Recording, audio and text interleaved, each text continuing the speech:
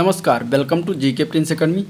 तो हम लोग डिस्कस करेंगे ग्रामीण विकास के 25 क्वेश्चंस का, जो कि रुक्मिणी प्रकाशन के बुक से क्वेश्चन टेस्ट सीरीज चल रहा है लेखपाल परीक्षा मार्गदर्शिका के लिए। और आज है प्रैक्टिस टेस्ट सीरीज नंबर 27। ठीक है, इसके पहले 26 टेस्ट सीरीज हो चुका है, तो आप लोग उसको भी जाकर देखिए, आपके एग्जाम्स के लिए बहुत ही इंपॉर्टेंट है। तो चलिए वीडियो को स्टार्ट करते हैं। ग्रामीण विकास के 25 क्वेश्चन का उसके बारे में देखेंगे। तो देखिए, उत्तर प्रदेश में लिंगानुपात का विभेद सर्वाधिक रूप से घटा है। कब घटा है ये बताना है उत्तर प्रदेश में। तो अगर हम बात करें उत्तर प्रदेश में लिंगानुपात का जो सर्वाधिक रूप से घटा है, तो वो सन कौन सा था?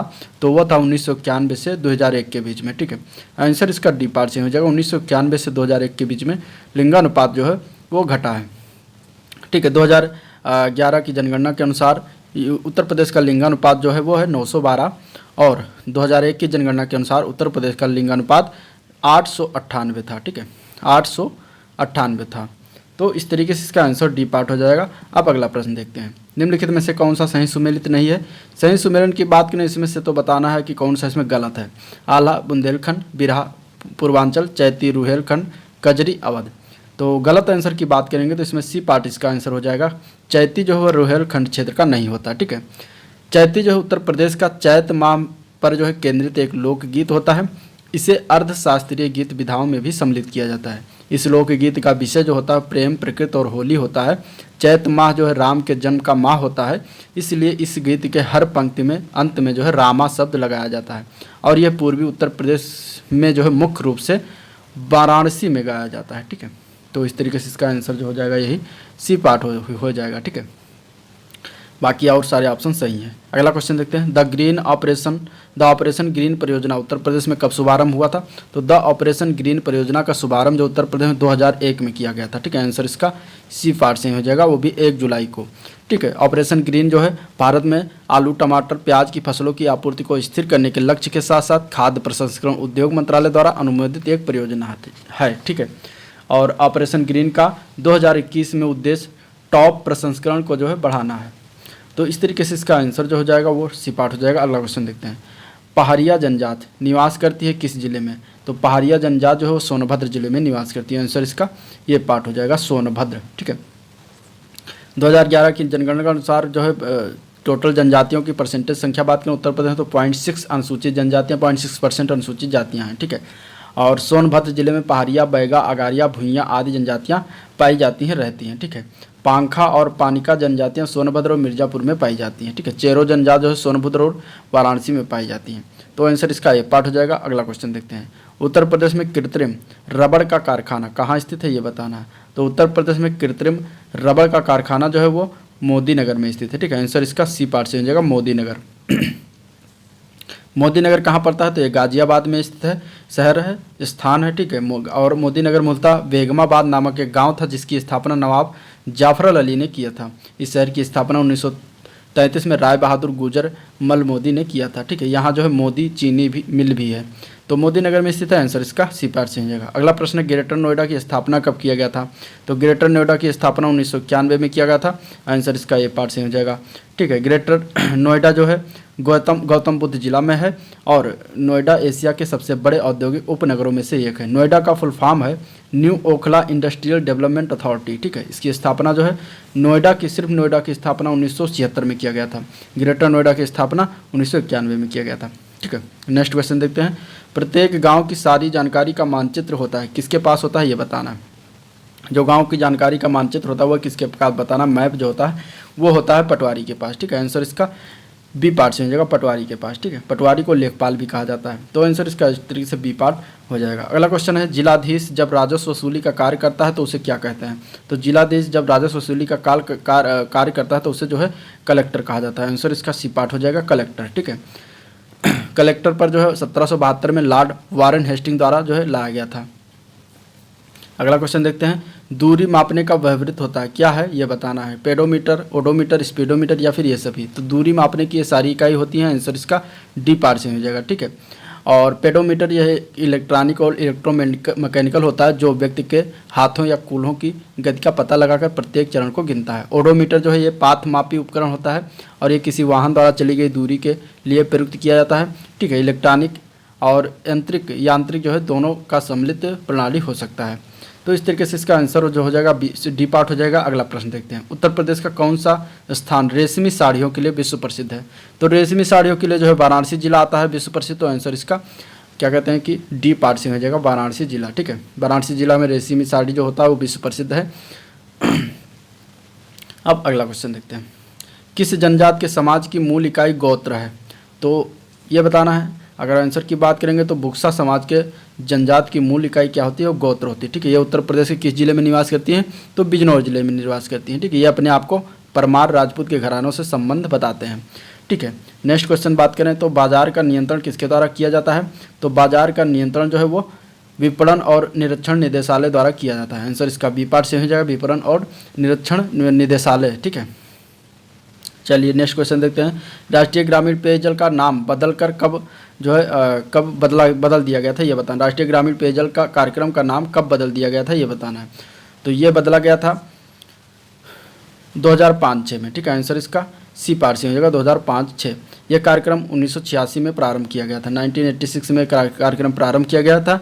1991-92 में इस मिशन का नाम राजीव गांधी राष्ट्रीय पेयजल मिशन रखा गया। इसके बाद 2005-06 में राष्ट्रीय ग्रामीण पेयजल कार्यक्रम इसका नाम रख दिया गया। ठीक है, नेक्स्ट क्वेश्चन देखते हैं, तो उत्तर प्रदेश में यूपी पर्यटन द्वारा बुंदेलखंड सर्किट में निम्न में से कौन सा गंतव्य शामिल है? तो बुंदेलखंड सर्किट में अगर बात करें तो बिठूर, चित्रकूट, झांसी, कालिंजर और महोबा ये रूट शामिल है। आंसर इसका डी पार्ट से हो जाएगा, बिठूर जो कि कानपुर में पड़ता है, और चित्रकूट, झांसी, कालिंजर और महोबा। ठीक है, अगले क्वेश्चन की बात करते हैं, तो उत्तर प्रदेश के निम्न में से कौन सा जिला जो है काली मिट्टी के बर्तनों के लिए प्रसिद्ध है? ठीक है, काली मिट्टी के बर्तनों के लिए कौन सा जिला प्रसिद्ध है? तो इसका आंसर हो जाएगा आजमगढ़। ठीक है, आंसर इसका बी पार्ट से हो जाएगा, आजमगढ़।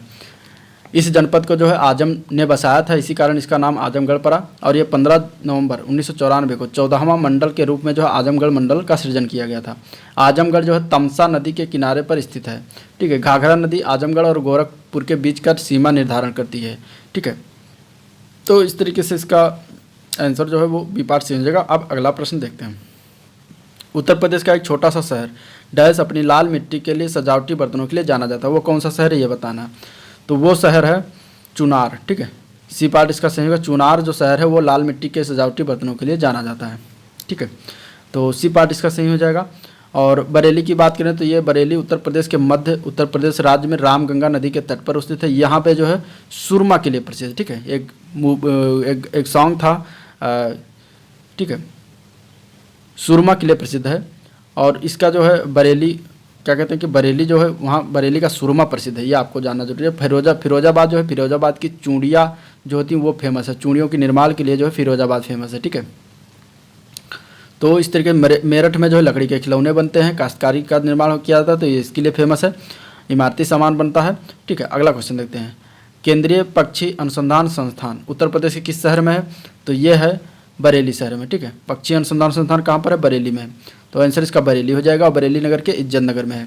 ठीक है, तो इस तरीके से यहाँ पे इस संस्थान में जो है मुर्गा, टर्की और बटेर की प्रजातियों पर शोध किया जाता है।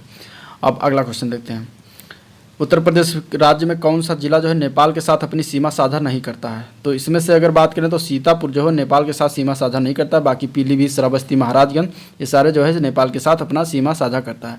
और उत्तर प्रदेश कितने राज्य हैं जो नेपाल के साथ सीमा साझा करते हैं? तो टोटल 7 राज्य हैं। ठीक है, बात करें तो 7 राज्यों की सिद्धार्थनगर है, सिद्धार्थनगर, बलरामपुर, श्रावस्ती, महाराजगंज, इसके बाद बहराइच, फिर लखीमपुर। ठीक है, इसके बाद पीलीभीत। इतने ज़िले हैं जो कि नेपाल से जो है साझा करते हैं, 7 जिले टोटल। तो ये आपको बात याद रखना है। अब अगला क्वेश्चन देखते हैं, उत्तर प्रदेश की प्रथम महिला मुख्यमंत्री कौन थी ये बताना है। तो उत्तर प्रदेश की प्रथम महिला मुख्यमंत्री बनी थी सुचेता कृपलानी। ठीक है, बी पार्ट इसका आंसर सही हो जाएगा। सुचेता कृपलानी कब मुख्यमंत्री बनी थी? तो 1963 से लेकर 1967 के ईस्वी के बीच ये मुख्यमंत्री रही थी उत्तर प्रदेश की, और ये भारत की प्रथम महिला मुख्यमंत्री बनने वाली भी हैं। ठीक है, सुचेता कृपलानी जो है जेबी कृपलानी की पत्नी थी। मायावती उत्तर प्रदेश की दूसरी महिला मुख्यमंत्री थी। ठीक है, भारत की प्रथम दलित महिला मुख्यमंत्री के रूप में मायावती जी थी। अगला क्वेश्चन देखते हैं, वर्ष 2004-05 में उत्तर प्रदेश कुल कर उपागम में अप्रत्यक्ष करों का योगदान कितना था लगभग? तो अगर हम बात करें अप्रत्यक्ष करों का योगदान की बात करेंगे तो 76% आ जाएगा। इसका आंसर बी पार्ट से हो जाएगा। ठीक है, 76% था योगदान। अप्रत्यक्ष करों का भार जो है अंतिम रूप से उपभोक्ता पर पड़ता है। ठीक है, प्रत्यक्ष करों का भार जो है जिस व्यक्ति पर लगाया जाता है उसे ही चुकाना पड़ता है। तो इस तरीके से इसका आंसर जो है बी पार्ट से हो जाएगा। नेक्स्ट क्वेश्चन देखते हैं। उत्तर प्रदेश की 11वीं योजना में औद्योगिक विकास की दर कितनी निश्चित की गई थी, ये बताना है। तो उत्तर प्रदेश में 11वीं योजना में जो है औद्योगिक विकास की दर जो है 10.5% निश्चित किया गया था। आंसर इसका डी पार्ट से हो जाएगा 10.5%। ठीक है। उत्तराखंड राज्य विज्ञान और प्रौद्योगिकी परिषद का गठन जो है 2005 में हुआ था। ठीक है, सॉरी ये अलग चीज़ें हैं। दूसरा, 11वीं पंचवर्षीय योजना की अवधि जो थी वह 2007 से लेकर 2012 तक थी। ठीक है, ये आपको याद रखना है। और 12वीं पंचवर्षीय योजना की जो अवधि थी वो 2012 से लेकर 2017 के बीच थी। तो 11 का पूछा गया, ये आपको जानना चाहिए। अगला क्वेश्चन देखते हैं। उत्तर प्रदेश में विज्ञान एवं प्रौद्योगिकी परिषद का गठन कब किया गया था? तो विज्ञान एवं प्रौद्योगिकी परिषद का गठन जो 1975 में किया गया था। ठीक है, सी पार्ट इसका आंसर सही हो जाएगा। भारत सरकार द्वारा विज्ञान एवं प्रौद्योगिकी विभाग की स्थापना 1971 में किया गया था। डीआरडीओ की स्थापना कब किया गया था? 1958 में डीआरडीओ की स्थापना। ठीक है, चलिए अगला क्वेश्चन देखते हैं। गंगा में सर्वाधिक बीओडी मिलता है, कहाँ पर मिलता है ये बताना है। तो बीओडी यानी कि बायोकेमिकल ऑक्सीजन डिमांड इसका पूरा नाम है। और ये कहाँ पर सबसे ज़्यादा मिलता है? तो ये कानपुर इलाहाबाद के मध्य मिलता है, यानी कि इसका आंसर ए पार्ट से हो जाएगा। ठीक है, बीओडी। और इसका स्टैंडर्ड वैल्यू से जो है 48 गुना ज़्यादा था। क्या? ये जो है प्रदूषण रिपोर्ट के अनुसार अगर बात करें तो कानपुर के पास गंगा नदी में जो है 100 मिलीलीटर जल में करीब 24 लाख कैलोफॉर्म बैक्टीरिया पाया गया था। ठीक है, बीओडी जो होता है एक एरोबिक जैविक जीवों द्वारा एक निश्चित समय अवधि के दौरान जो है निश्चित तापमान पर दिए गए पानी के नमूने में मौजूद जो है कार्बनिक पदार्थ को तोड़ने के लिए आवश्यक घुले हुए ऑक्सीजन की मात्रा होती है। ठीक है, नेक्स्ट क्वेश्चन है। निम्नलिखित में से कौन सी भू क्षेत्रफल मापन की अंतर्राष्ट्रीय स्तरीय इकाई है? अंतर्राष्ट्रीय स्तरीय इकाई की बात करेंगे तो वो है हेक्टेयर। ठीक है, आंसर इसका बी पार्ट से हो जाएगा हेक्टेयर। हेक्टेयर जो भू क्षेत्रफल मापन की अंतर्राष्ट्रीय स्तर की इकाई होती है। और इस तरीके से बात करें अगर हम उत्तर भारत में तो भूमि का मापन जो है बीघा, बिस्वा, मारला, कनाल, कट्ठा आदि में किया जाता है। 1 हेक्टेयर बराबर होता है 10,000 वर्ग मीटर। 1 हेक्टेयर बराबर कितने वर्ग मीटर के होता है? तो 10,000 वर्ग मीटर के बराबर होता है। ठीक है, चलिए नेक्स्ट क्वेश्चन देखते हैं। इस वीडियो का लास्ट क्वेश्चन। पर्यायद्वीपीय भारत में सिंचाई का प्रमुख स्रोत क्या है? पर्यायद्वीपीय भारत में सिंचाई के प्रमुख स्रोत की बात करेंगे तो वो तालाब है। ठीक है, आंसर इसका बी पार्ट से होगा तालाब। ठीक है, पर्यायद्वीपीय भारत में तालाबों द्वारा सिंचाई करने का भौगोलिक कारण है जो कि निम्न है। क्या क्या है? तो पठारी भूमि होने के कारण जो है नहरें बनाना आसान नहीं होता। और दूसरा है सतह पर भूमि दरारें पाई जाती हैं जिससे नहरों का जल रिसकर निकल जाता है। ठीक है, यहाँ की अधिकांश नदियाँ जो है मौसमी होती हैं जिसकी वजह से नदियों में साल भर पानी नहीं रहता है। तो ये कुछ पॉइंट हैं जो जिसके कारण जो है वहाँ तालाब सबसे ज़्यादा सिंचाई का प्रमुख स्रोत है। ठीक है, तो इसका बी पार्ट से ही हो जाएगा आंसर। और ये था ओवरऑल वीडियो। अगर वीडियो पसंद आया तो लाइक करिए, चैनल को सब्सक्राइब करिए, साथ में अपने दोस्तों में ज़्यादा से ज़्यादा शेयर करें। ठीक है, तो मिलते हैं नेक्स्ट वीडियो में। तब तक के लिए थैंक यू, नमस्कार।